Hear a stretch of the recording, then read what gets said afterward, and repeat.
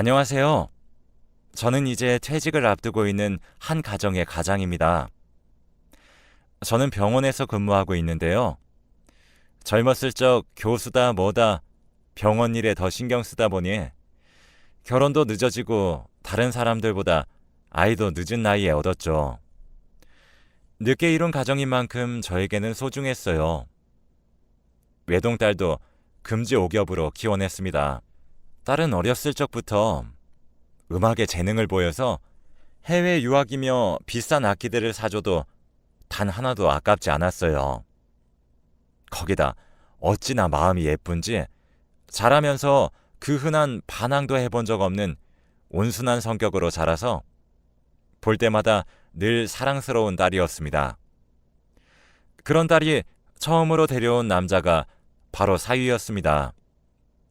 사위는 크게 사업을 하고 있었는데 어찌나 저희 딸을 위해주는지 처음에는 눈에 넣어도 안 아픈 외동딸을 보내려는 생각에 누굴 데려와도 쉽게 허락하지 않을 생각이었지만 사위가 저희 딸을 대하는 모습을 보고 허락하지 않을 수가 없었습니다.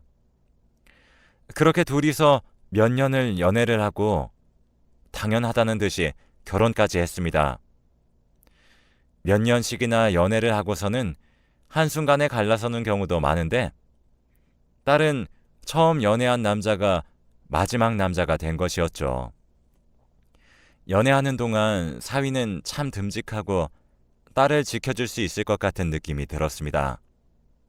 그래서 결혼도 고민도 하지 않고 허락해 주었었죠. 하나뿐인 딸을 사위가 아닌 다른 사람에게 시집 보내는 건 상상도 하지 못했었죠. 결혼 후 둘은 동네에서 예쁘게 사는 신혼부부라고 소문이 나서 딸을 보러 동네에 가면 이웃 주민들이 모두 딸을 예뻐해주며 남편은 어쩐 일로 떼어놓고 나왔냐며 장난으로 물어볼 정도였습니다. 그런 이야기를 들을 때마다 마음이 흐뭇해졌었죠.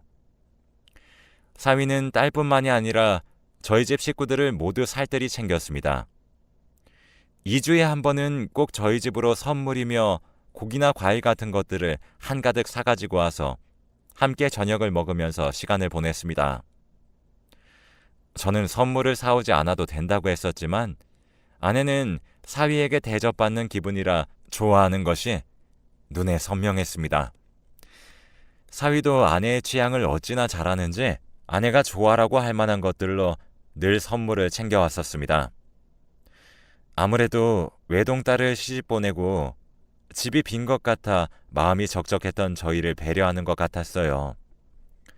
저녁을 먹으며 딸과 사이를 보고 있으면 정말 영화 속 한 장면처럼 서로를 사랑하고 있다는 것이 느껴졌습니다. 그렇게 1년쯤 지나자 딸이 임신을 했다는 소식을 들었습니다. 기쁜 마음으로 딸에게 전화를 거니 아주 다 죽어가는 목소리로 힘없이 전화를 받더라고요. 저희 아내도 딸을 임신했을 때 입덧이 너무 심해서 거의 먹지 못했는데 딸도 자기 엄마를 닮은 건지 입덧이 너무 심해서 음식을 쳐다도 못 보겠다는 겁니다.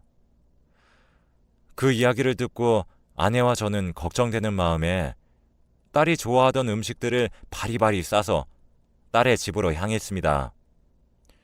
집에 도착하니 딸은 챙겨 먹지도 못하니 제대로 서 있을 힘도 없는지 간신히 벽에 의지하여 현관문을 열어주었습니다. 헬쓱해진 모습을 보니 딸이 너무 안쓰러워져서 딸은 안방에 눕혀놓고 아내와 저는 어질러진 집을 청소하기 시작했습니다. 그렇게 청소를 다 해갈 무렵에 현관 비밀번호를 누르는 소리가 들렸습니다. 아내와 저는 하던 일을 멈추고 사위가 온 줄로 알고 현관으로 나가보니 사돈이 커다란 보자기를 들고 당황한 듯 현관문 앞에 서 계셨어요. 저희도 예상치 못하게 마주하게 돼서 당황스러웠지만 일단 안으로 들어오시라고 했습니다. 사돈도 저희 딸이 입덧 때문에 제대로 못 먹고 있는 것 같아 음식을 조금 해서 가져오셨다고 하더라고요. 사돈이 가지고 오신 보자기를 풀어보니 온갖 다양한 음식들을 종류별로 해오셨습니다. 사돈의 정성에 저희가 다 감사 인사를 하고 있던 중 딸이 안방에서 자다가 깬 건지 거실로 나왔습니다. 사돈은 그런 딸에게 밥은 제대로 먹는 거냐며 걱정하시면서 딸을 부축해 주시며 다시 안방에 들어가서 편하게 쉬라며 다시 이불까지 덮어주시더라고요.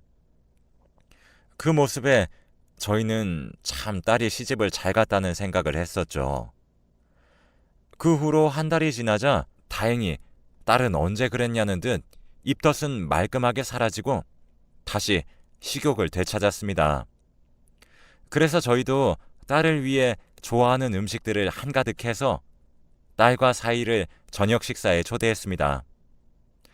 한동안 딸이 음식을 제대로 먹지 못해서 저녁 식사는커녕 저희 집에서 차 한 잔도 제대로 마시지 못했었거든요. 딸은 저희 집에서 차로 10분 정도밖에 걸리지 않아 사위가 퇴근하기 전에 먼저 출발해서 집에 와서 기다리고 있었습니다. 그런데 사위가 무슨 일인지 퇴근 시간이 한참이 지나도 아무런 연락도 없고 집에도 오지 않아 오다가 무슨 큰 사고라도 난 게 아닐까 걱정하고 있었습니다. 기다리다가 못해 딸 대신에 제가 전화를 걸었지만 그래도 사위는 여전히 연락 두절이었습니다. 그렇게 1시간을 넘게 애를 태우고 있으니 사위가 일이 바빠서 이제 출발한다고 연락이 왔습니다. 저희는 그런 모습을 보고 아무리 사위가 딸을 잘 챙겨준다고 해도 딸이 혼자 집에 있으면 여러모로 불편할 것 같다는 생각에 한동안은 친정에 있는 건 어떠냐고 물었습니다. 사위도 저희와 같은 생각인지 도착해서는 저희와 같은 이야기를 하더라고요. 그런데 딸은 이상하게도 싫다면서 집에 있고 싶다며 고집을 부렸습니다. 한 번도 고집을 피우지 않던 아이라 이상하게 여겨졌었죠. 결국엔 딸의 고집을 이기지 못하고 어영부영 그 주제는 뒤로 하고 밥을 먹었죠. 그리고 일주일 후 주말에도 어김없이 사위와 딸이 저희 집으로 와서 저녁 식사를 하고 있었을 때였습니다. 그날도 다른 날과 똑같이 사위는 딸에게 반찬이며 나물이며 젓가락을 들지 않아도 될 정도로 딸에게 반찬을 놓아주느라 정신이 없었습니다. 그러면서 사위가 딸에게 많이 먹으라며 어깨를 토닥여주자 갑자기 딸이 눈물을 왈칵 쏟아냈습니다. 저와 아내는 화들짝 놀라서 왜 우냐면서 딸을 달래주었습니다. 그러자 아무 일도 아니라며 너무 좋아서 자기도 모르게 눈물이 난 거라며 말을 얼버무리고 밥도 다 먹지 않고 화장실에 들어가 한참을 나오지 않았습니다. 저는 그 모습에 아무래도 무슨 일이 있지만 딸이 저희에게 숨기고 있는 것 같다는 생각이 들었습니다. 딸은 애써 괜찮은 척했지만 제 자식인데 그 속을 제가 모를까요? 아내도 딸에게 무슨 일이 생긴 것 같다는 생각을 하는 것 같았습니다. 그날 딸과 사위가 집으로 돌아가고 나서 아내와 한참 이야기를 나누어 본 끝에 아무래도 사위와 관련이 있는 것 같다는 결론을 내렸습니다. 그게 아니고선 멀쩡히 밥을 잘 먹던 딸이 사위가 한마디 건네자마자 눈물을 흘릴 리가 없을 테니까요. 그래서 저희는 사위에게 사람을 붙이기로 했습니다. 그와 동시에 딸이 저희에게 직접 말해주지 않을까 싶어서 틈만 나면 딸에게 전화하여 무슨 일이 없냐며 넌지시 묻기도 했습니다. 하지만 딸은 끝까지 입을 다물고 대답하지 않았어요. 그렇게 저희는 속만 타들어가는 채로 2달을 넘게 발만 동동 굴렀습니다. 기껏 돈을 들여가며 사람을 써서 일주일에 한 번씩 받아보는 사위의 소식에도 아무런 문제가 없어 보여 저희는 헛다리 짚은 건가라는 생각도 들었습니다. 그러던 찰나에 저희는 드디어 단서를 잡아낼 수 있었습니다. 사위는 아무리 감시해도 나오는 게 없어서 저희는 사돈 어른에게도 사람을 붙였는데요. 혹시 사위 때문이 아니면 사돈이 시집살이를 심하게 시키는 걸 수도 있겠다는 생각에 사람을 붙였는데, 이상하게 매번 딸이 사는 아파트에 들어가서 딸보다 조금 어려 보이는 여자와 저희 딸까지 셋이서 나오는 겁니다. 그렇게 셋이서 장을 보러 가는데 만삭인 저희 딸은 꼭 두 사람보다 조금 뒤에 걷고, 심지어 장을 본 물건들을 모두 딸에게 들게 하는 사진이 찍혀 있는 겁니다. 저는 그 사진을 보자마자 당장 딸에게 갔습니다. 사돈 옆에 있는 여자가 누군진 몰라도 안 그래도 몸이 무거운 임산부에게 몽땅 자기 짐을 들게 하고서는 자기들은 빈손으로 달랑거리며 오는 모습을 보면 어떤 부모라도 당장 달려가 그런 되먹지도 못한 곳에서 빼내오려고 하실 겁니다. 저 혼자 받아본 사진이었는데 아내에게 말할 생각조차 하지 못하고 저도 모르게 이미 딸의 집으로 몸을 옮기고 있었습니다. 딸의 집에 도착하여 초인종을 수차례를 눌러댔습니다. 집안에서 소란스러운 것이 느껴지며 당황한 얼굴의 딸이 문을 열어주었습니다. 저는 당장 딸에게 집에 가자며 딸의 짐을 챙기러 안방에 들어갔습니다. 그런데 집에 사돈이 있었던 건지 제가 안방에 들어가려고 하자 저를 막아서며 무슨 일이냐며 일단 진정하고 천천히 이야기해보자고 했습니다. 저는 어처구니가 없어서 제가 가지고 있던 사진을 사돈의 얼굴에 뿌렸습니다. 이야기는 무슨 얼어 죽을.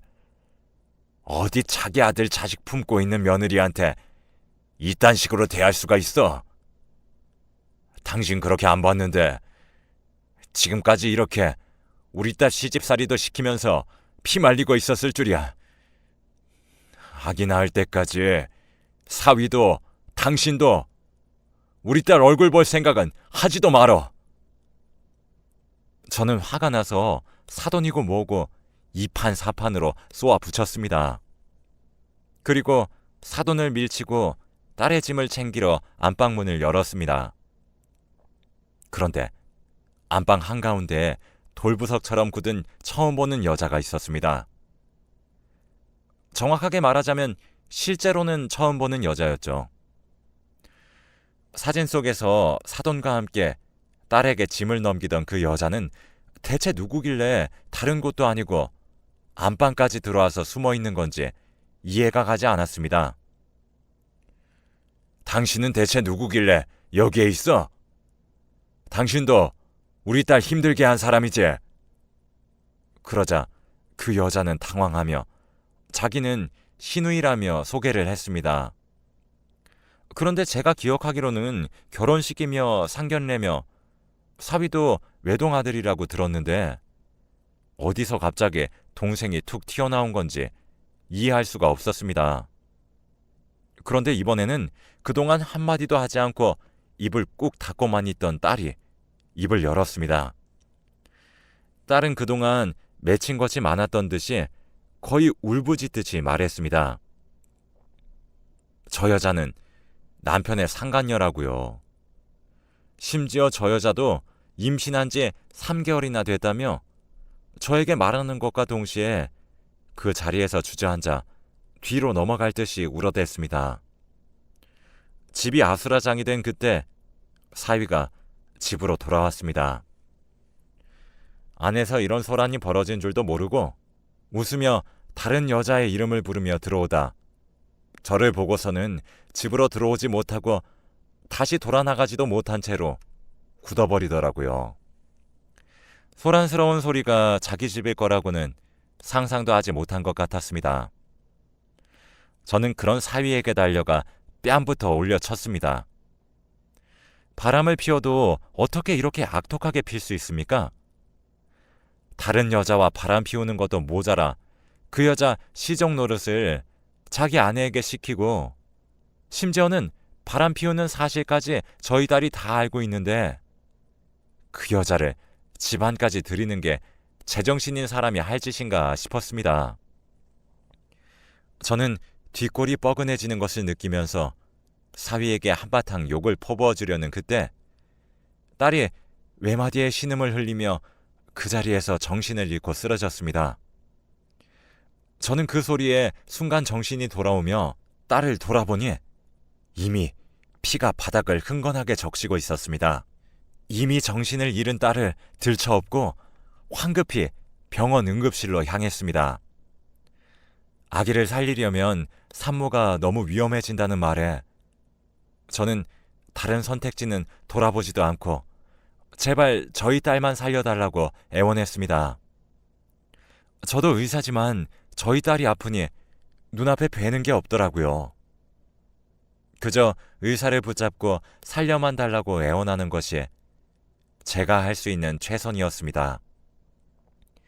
뒤늦게 소식을 듣고 달려온 아내는 이게 무슨 일이냐며 물었지만 설명을 하다가도 끓어오르는 분노 때문에 몇 번이나 설명을 멈추고 화를 가라앉히고 다시 설명하는 일을 반복했습니다.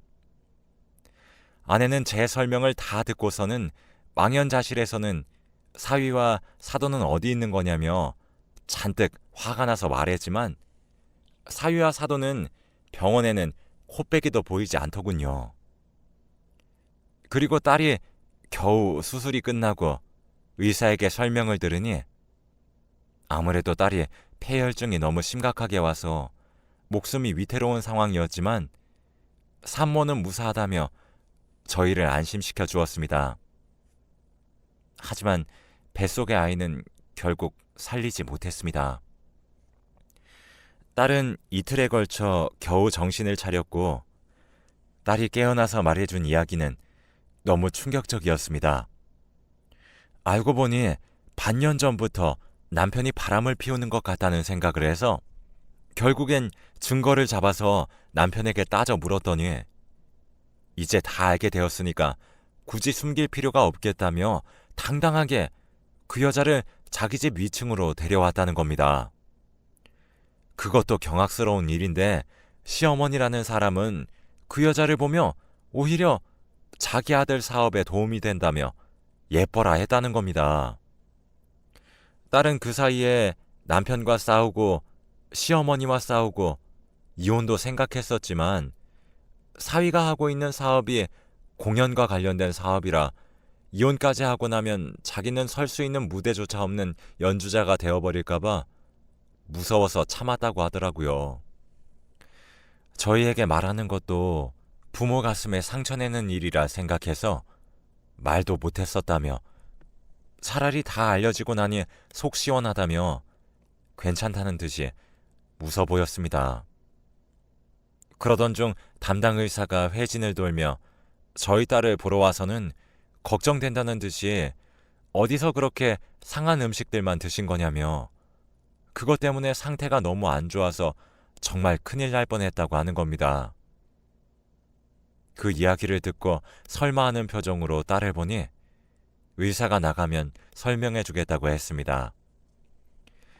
그 이후의 이야기를 듣고 보니 정말 악마도 그런 악마가 따로 없더군요. 배가 불러온 딸에게 그 여자의 양말을 다리라며 던져주기도 하고 그 여자가 먹고 싶다고 하는 음식들을 잔뜩 사오거나 만들어주고 남아서 곰팡이가 생기기 직전에서야 저희 딸에게 그 남은 음식들을 줬다고 하더라고요. 저희가 그때 봤던 그 음식들도 다 그런 음식이었던 겁니다. 제가 그 집에 가서 상황을 발견했던 날에도 자기 집에서 요리하면 요리하는 냄새에 입덧을 한다며 저희 딸 집에서 그 상간녀를 위한 요리를 해주고 있었던 거라며 딸은 눈물이 그렁그렁하게 맺혀서 말했습니다.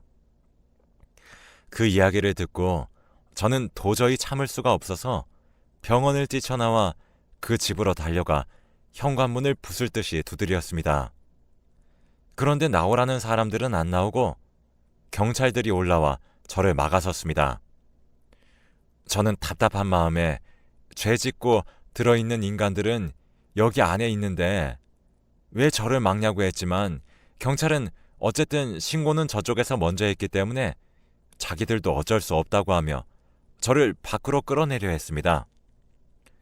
그 이후로 사위를 가정폭력범으로 고소했지만 사위가 직접적으로 한 건 없다며 결국 집행유예를 받았습니다. 그 이야기를 듣고 법이 어떻게 이럴 수 있냐며 서러운 마음이 차올랐지만 사위는 당당하게 자기는 무죄라며 법원을 빠져나가더라고요. 그날 이후 딸에게는 이제 다 잊고 새 출발하자며 물심양면으로 도와주었고 딸도 겨우 기력을 차리고 다시 악기를 잡고 아이들을 가르치는 일을 시작했습니다. 그렇게 1년이 조금 지났을 때쯤이었습니다. 저희 병원 근처에서 크게 교통사고가 나서 응급 환자들이 밀려 들어왔습니다. 그리고 인과응보라는 말이 맞는지 저희 딸을 힘들게 했던 세 사람이 그 교통사고로 저희 응급실로 들어왔습니다. 하지만 그 세 사람 말고도 다른 응급 환자들도 밀려들고 있었고 저는 다른 환자를 받는 것만으로 병상이 가득 찼다며 그 세 사람만 다른 병원으로 돌려보냈습니다.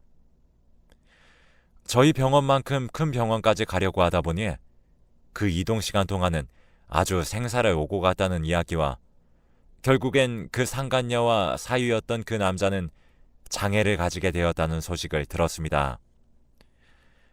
의사로서는 부끄러운 선택을 했지만 아버지로서는 당연한 선택을 했다고 생각합니다. 남의 눈에서 피눈물 나게 했으면 자기는 그 2배, 3배는 피눈물 흘릴 각오는 해야죠. 앞으로는 남들에게 상처 주지 않고 반성하며 살았으면 좋겠습니다.